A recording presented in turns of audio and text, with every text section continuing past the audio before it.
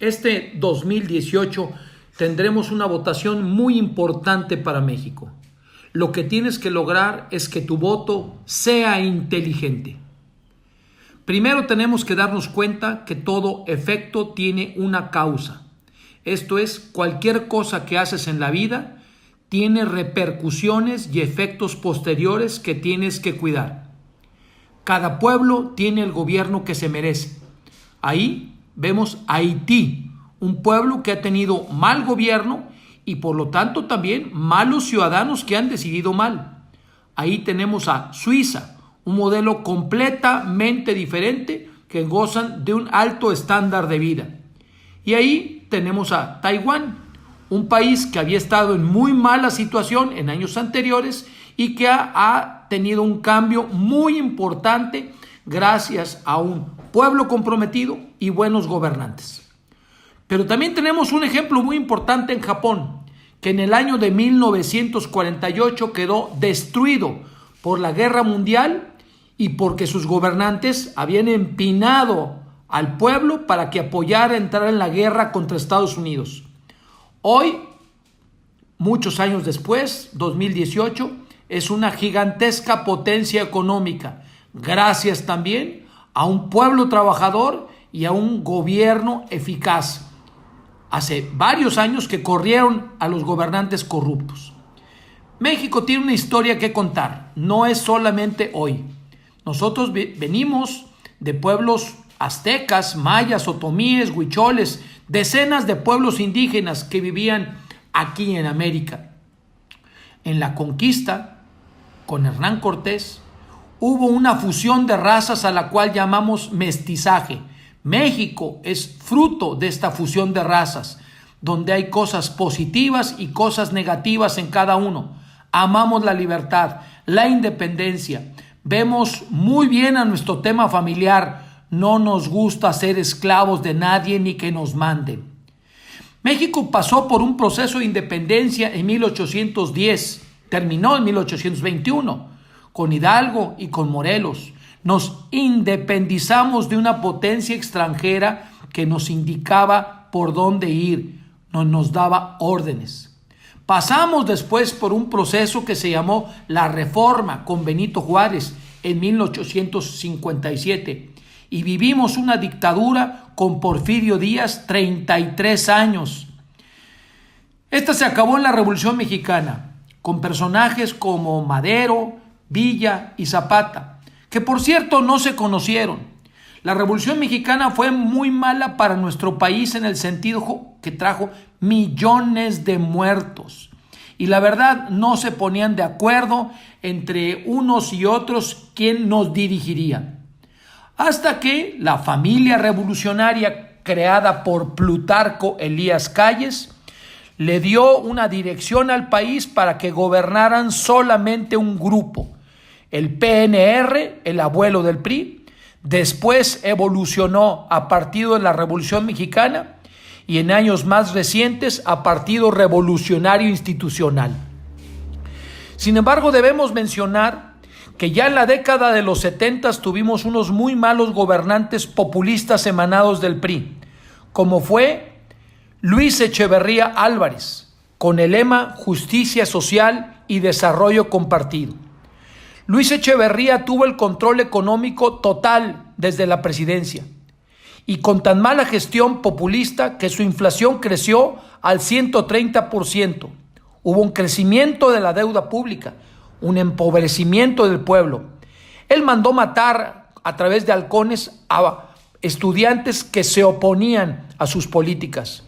Hubo una devaluación del dólar del 66%, que ya era grave. Hubo un aumento ficticio del salario mínimo que no sirvió para mejorar la vida de los trabajadores. Incluso mandó matar a empresarios opositores. El presidente del PRI en ese entonces era Muñoz Ledo. Pero peor fue el gobierno de López Portillo de 1976 a 1982, en donde él decía, la solución somos todos. Fue la época del boom petrolero, de la expansión del gasto, de vamos a administrar la abundancia, pero no supo hacerlo. Gastó más de lo que ingresaba. La inflación creció 459%. nacionalizó la banca, intentó hacer socialista la educación y el peso sufrió una devaluación de 300%. También tuvo conflicto con empresarios y con cámaras industriales. El presidente del PRI seguía siendo Muñoz Ledo.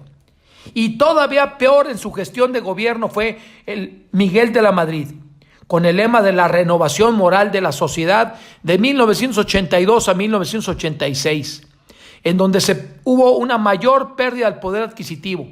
No atendió los sismos de 1985 en la Ciudad de México. La caída de la bolsa de valores no se hizo esperar y la devaluación del peso que pasó de 60 a 2,270 pesos por dólar. Las elecciones donde dejó a Salinas fueron corruptas y fraudulentas. La inflación de 3,710%. Recordar que el secretario de Gobernación era Manuel Bartlett y el presidente del PRI, Muñoz Ledo. En esta gráfica vemos claramente cómo los gobiernos populistas de Echeverría, López Portillo y de la Madrid llevaron al país a un caos económico, que después fue controlada por Salinas, por Zedillo, por los gobiernos de Fox y de Calderón, y que afortunadamente se mantiene una inflación estable aún en el gobierno de Enrique Peña Nieto. La paridad del peso, como ya lo dijimos, sufrió terriblemente. Luis Echeverría lo tomó a 12 y lo entregó a 20.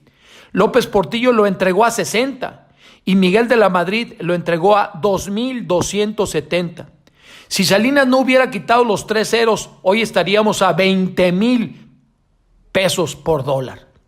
Pero la familia revolucionaria que tuvo el control no se quedó ahí. Con Carlos Salinas de Gortari, en el año 1988, hubo una ruptura. Mucha gente se salió del PRI, primero para mantenerse oculto en el PRI, y otros más para hacer el partido Frente Cardenista de Reconstrucción Nacional, la gente de más de izquierda. Pero lo que poca gente sabe es que muchos de los antes priistas fundaron un nuevo partido recientemente, y ese es Morena, en donde la mayoría de los candidatos son personas del PRI, como es López Obrador, que fue también candidato del PRI al gobierno de Tabasco. O Manuel Bartlett, el mismo que fue secretario de Gobernación y que impuso a Salinas.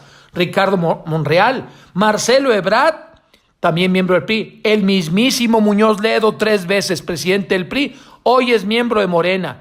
Y Esteban Moctezuma. El 80% de los candidatos de Morena militaron en el PRI. Después se dio la transición a la democracia del año 2000 a 2012, en las que hubo 2 gobiernos panistas, en las cuales hubo grandes expectativas, pero al parecer no estuvieron a la altura de los mexicanos y le regresaron el poder al PRI en el año 2012. Hoy, 2018, los mexicanos tenemos 3 alternativas en los partidos políticos. Andrés Manuel López Obrador con el partido Morena, Encuentro Social y PT, por cierto también emanados del PRI. Ricardo Anaya con los partidos Acción Nacional, Partido de la Revolución Democrática y Movimiento Ciudadano, y MID con los partidos mucho más cercanos al PRI, que son el Partido Verde Ecologista Mexicano y el partido de la maestra Elba Ester. La encuesta a principios de junio del 2018 nos dice que va arriba en las encuestas Andrés Manuel López Obrador de Morena con 38%, que Anaya tiene un 30% con el Frente y que MID ya imposible alcanzar con el 19%. El Bronco tendrá solamente 3% y él y MID están fuera de la contienda. Quedan solamente el 12% de indecisos. Pero veamos algunas cosas positivas de los 2 punteros, positivas y negativas, de Andrés Manuel López Obrador. Sus virtudes: lleva una vida sencilla y modesta, no se le ha acusado directamente de corrupción. Después de gobernar el Distrito Federal, su partido repitió. Se dice que es tenaz e incansable, que es valiente para enfrentar enemigos. Sin lugar a dudas tiene un lenguaje cercano al pueblo y ha tenido una preocupación por personas de la tercera edad. Pero también digamos sus puntos negativos, sus pecados. Terminó la carrera en 14 años, economía en la UNAM, con muy bajas calificaciones. No habla ningún idioma extranjero. Su equipo cercano de colaboradores corruptos en la cárcel o acusados incluso. En su gobierno creció la inseguridad y la extorsión, así como bajó la inversión y el desempleo aumentó. Bloqueó durante meses el paseo de la reforma protestando contra el fraude electoral, dañando a miles de personas, empresas y familias. Su equipo ideológico propone seguir el modelo socialista de Venezuela, particularmente Paco Ignacio Taibo II, Díaz Polanco y Jacob Polevsky, la dirigente de Morena. Todo esto está documentado en las redes sociales. Los aliados de Morena, todos ellos con hechos de corrupción, son, por ejemplo, el Bester Gordillo, ex lideresa de la CENTE, Napoleón Gómez Urrutia, de la cual hablaremos en un momento, Alejandro González Yáñez, del Partido del Trabajo, que desvió miles de millones de pesos supuestamente para temas educativos y se lo quedó en su familia. También está el famoso René Bejarano, el señor de las ligas, que fue filmado recibiendo dinero para López Obrador, al igual que Eva Cadena. O el extesorero de finanzas del Distrito Federal, Ponce, que fue captado en Las Vegas apostando el dinero de los capitalinos, 15 millones de pesos. La mayoría de ellos tienen procesos judiciales abiertos o han pasado por la cárcel. También hay líderes de Morena ligados con Chávez y con Maduro, con el tema, la propuesta de Venezuela. Por ejemplo, mencionamos a Paco Ignacio Taibo II o a Díaz Polanco, que los videos que tiene son de apoyo a Maduro, o Jacob Polevsky, que acaba de afirmar que desean un modelo socialista como el de Venezuela.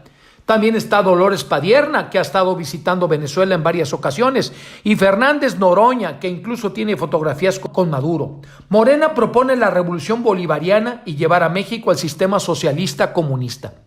Si tú buscas en internet imágenes de Venezuela, te puedes encontrarlas ahí presentes, imágenes de Google. Gente protestando, presión, gente que está sufriendo ataques de las huestes chavistas, etcétera, etcétera, etcétera. Tú puedes buscarlo en internet. Hay otros líderes de Morena relacionados con violencia y con narcotráfico, como es Flavio Sosa, de Oaxaca, Nestora Salgado, de la cual hablaremos, el CENTE, Antorcha Campesina o grupos anarquistas. Pero hablemos durante un momento de Napoleón Gómez Urrutia, líder del sindicato minero, que vive en Canadá desde hace varios años, y se dice que se quedó con $55 millones de trabajadores mineros. Él está propuesto como senador plurinominal por Morena. O hablemos también de Nestora Salgado, líder de las autodefensas en Guerrero. Tiene 6 acusaciones por secuestro. Fue detenida durante rato, pero dejada en libertad por error del proceso, porque no se le avisó al consulado norteamericano, ya que ella tiene la doble nacionalidad. Vamos a hablar ahora del otro puntero, Ricardo Anaya. Primero también revisaremos sus virtudes y después sus defectos o pecados. Diremos que tiene muy alta preparación académica, tiene una maestría y un doctorado. Habla muy bien inglés y francés. Es mucho más joven que López Obrador, con ideas frescas, tecnología, visión moderna. Logró la coalición de izquierda-derecha, es conciliador. Tiene claridad de metas y estructura mental, muy ágil de ideas. Sus colaboradores dicen que es un trabajador incansable, tenaz y se enfoca en resultados. Defiende a la familia. Pero también tiene áreas de debilidad. Se dice que compró terrenos, que construyó bodegas y vendió empresas fantasma. Lo que ha quedado, al parecer, bastante aclarado que era una acusación falsa de la PGR. Quitó adversarios en el PAN en forma abusiva. Se dice que es una persona adinerada, que junto con su esposa tienen ingresos de 400,000 pesos al mes. Se le critica que tuvo 2 hijos estudiando inglés en Estados Unidos y que iba a verlos. Se comenta que tiene falta de experiencia en el gobierno, solo fue diputado y presidente del Congreso. Se le acusa de pragmático por haber hecho alianzas con el PRD. ¿Quién es su equipo? Diego Fernández de Ceballos, controvertido. Santiago Krill, ya hablaremos de él, fue el promotor de los casinos en México. Jorge Castañeda, que fue secretario de Relaciones Exteriores con Fox. Fernando Rodríguez Doval, muy joven, Marco Adame, exgobernador de Morelos, y Damián Cepeda, hoy presidente del PAN. Vamos al comparativo de las propuestas. Primero diremos que en la reforma educativa AMLO propone derogar y hacer consulta. Anaya, diferente, mantener la reforma educativa, hacer mejoras y aumentar la investigación en educación. Sobre corrupción, AMLO propone un fiscal nombrado por él y dice que el ejemplo de él con honestidad hará que todo el resto del gobierno sea igualmente honesto. Anaya propone un fiscal independiente nombrado por la sociedad civil y muerte civil a los corruptos.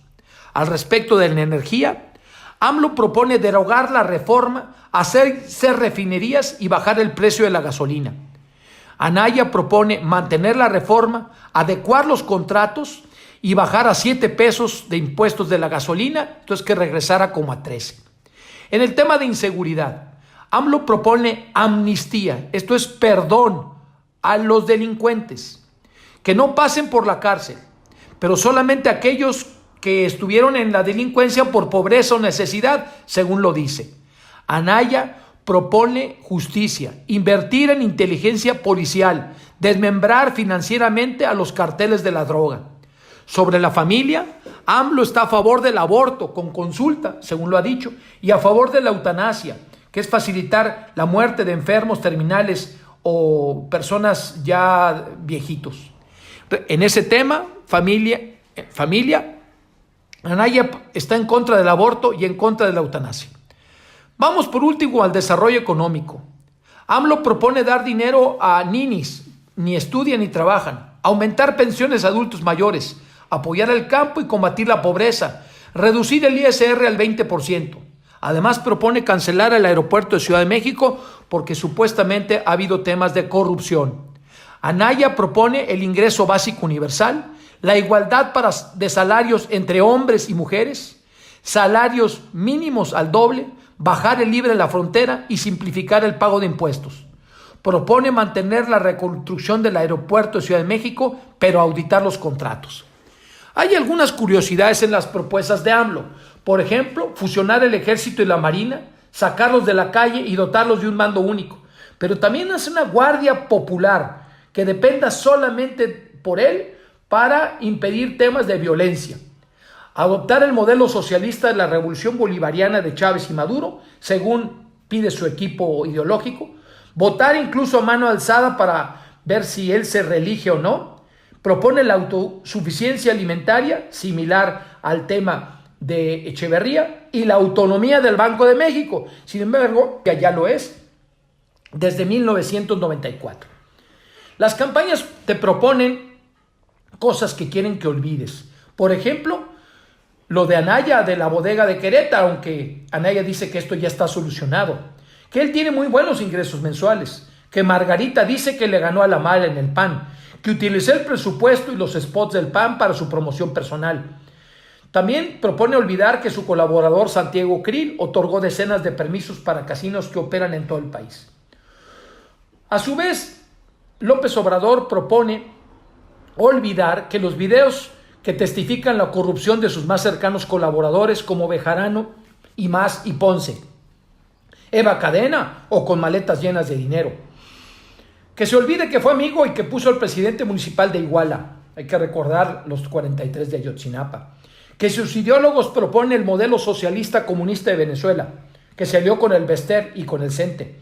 Que sus colaboradores proponen expropiar empresas a las que no los apoyen.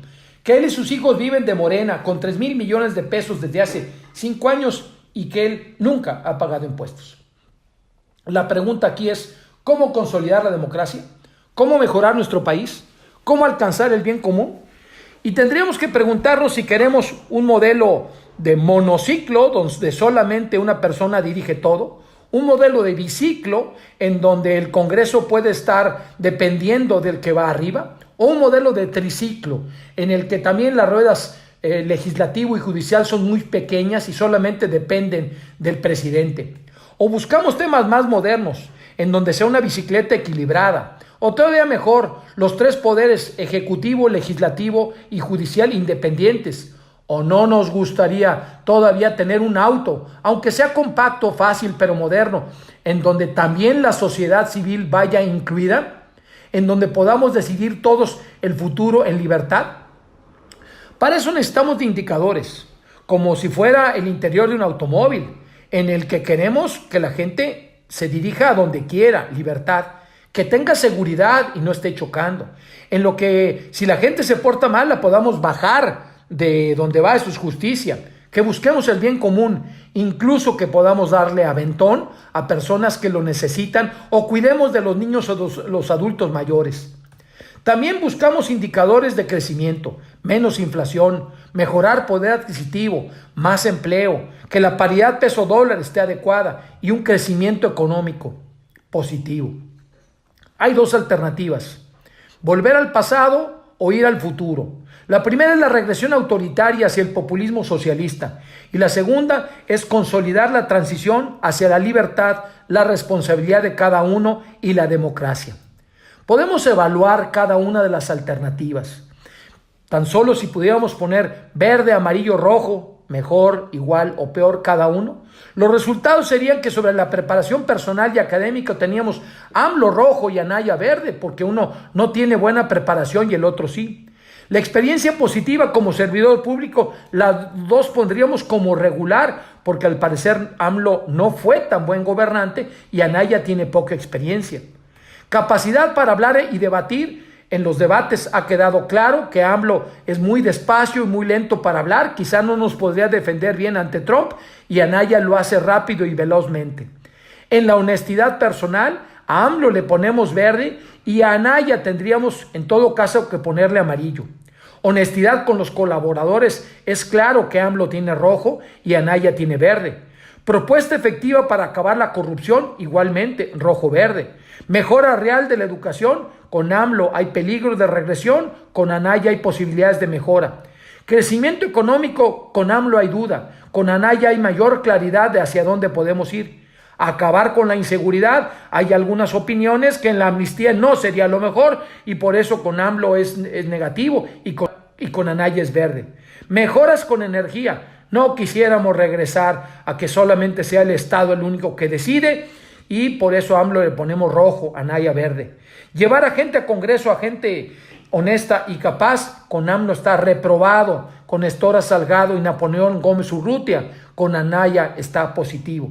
Defensa desde la vida, desde el nacimiento hasta la muerte natural, sería con AMLO rojo y con Anaya verde. Pero tú tienes que hacer tu propia evaluación y es necesario que la comentes con los demás. México requiere un cambio personal hacia la transformación, hacia el futuro. Y tendremos que aprender de la historia. Ahí tenemos tristemente lo que pasó con Hitler, que logró convencer durante muchos años a los alemanes a través de demagogia y de falsas promesas. Él llegó legítimamente al poder, pero empinó a todos a una guerra que todavía el mundo recuerda con 50 millones de muertos. Él tenía sus guardias SS para acabar con los disidentes. También tendríamos que recordar a Cuba de Fidel Castro, de 1959 y aunque él murió a la fecha, que tiene sumida a la isla en una pobreza económica terrible. Y por último tendríamos que ver a Venezuela, más recientemente todavía, con Maduro y con Chávez, en la que Venezuela no se la acaba de pobreza, de tristeza, de falta de alimentos, todo por una revolución socialista. Tu actitud tiene que ser proactiva. Nosotros, cada uno y todos somos responsables de lo que pasa en nuestro país. Tenemos que tener una participación ciudadana inteligente, valorar objetivamente por quién vamos a votar que le convenga a México y no irnos con la finta de las palabras bonitas ni de las promesas falsas. Es aquí y ahora. México está esperando tu decisión y tu definición. Tienes que evaluar en forma inteligente por quién vas a votar. Tienes que platicarlo con todas las personas de tu alrededor y enseñarlas a votar así. Y tienes que salir a votar el próximo día de las elecciones con toda tu mente y con todo tu corazón.